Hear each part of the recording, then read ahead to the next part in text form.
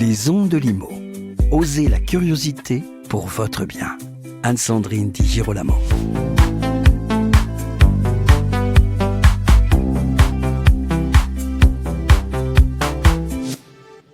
La reprise du marché immobilier incite les Français à envisager de façon sérieuse un projet d'achat immobilier.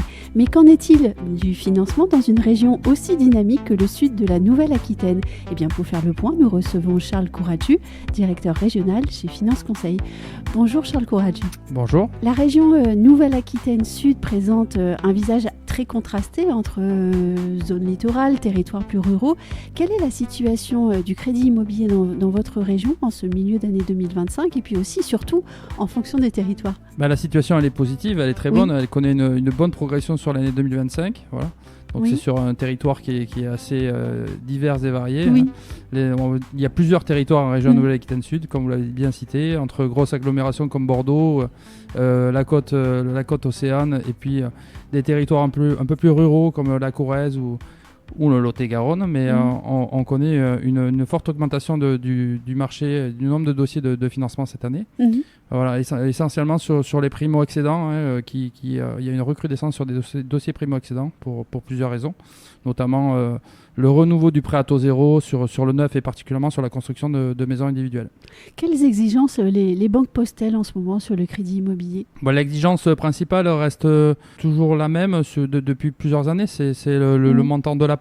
Oui. Aujourd'hui, il reste quand même significatif. Il est assez stable, que ce soit de façon générale, mais même pour les primo-accédants, même on voit une petite baisse pour les primo-accédants, mais grossièrement, on est quand même sur un montant moyen de 40 000 euros. Pas sur tous les projets, mais de façon en moyenne, c'est un montant qui permet à nos partenaires bancaires de mesurer le risque, de la préparation du projet des emprunteurs et les accompagner. Oui, alors vous me dites 40 000 euros, mais plutôt en proportion, c'est quoi par rapport à un budget global ? Sur un prêt immobilier, sur les dossiers de prêt immobilier en proportion, ça peut être variable parce que forcément les montants ne sont pas forcément les mêmes, mais voilà, au minimum ça représente quand même les frais, donc sur une acquisition moyenne, au minimum on est sur 10-15 000 euros. Voilà, c'est pour ça que la moyenne, je dis 40 000 euros, mais ça peut être beaucoup plus en fonction du montant du projet. Oui, c'est voilà, ça. Donc on est sur un montant, les frais représentent toujours environ 10% du projet, grossièrement. En termes de taux et de conditions d'octroi, on en est où ? Les conditions de taux sont améliorées après une progression très très élevée à la sortie du Covid, en 2023 plutôt.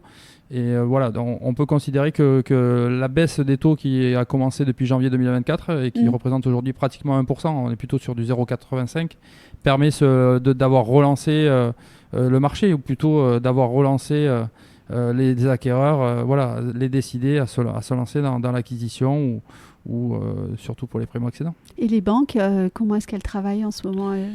Les banques, elles sont là pour accompagner les clients. Elles sont là, ça reste des partenaires qui veulent faire de la conquête. Voilà. Maintenant, ils ont décidé d'être tournés vers le conseil et l'accompagnement et de ne pas financer, comme on a pu le connaître, sur une grosse tendance à financer beaucoup de choses. Oui.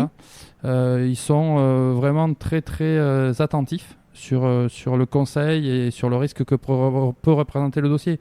Ils ne sont pas là pour refuser les dossiers ils sont là juste pour valider ceux qui méritent d'être accompagnés. Quel conseil donneriez-vous aux candidats acquéreurs en ce moment ? Et puis surtout, où sont les opportunités pour la fin de cette année ? Le conseil principal que je puisse donner, c'est de bien préparer son projet.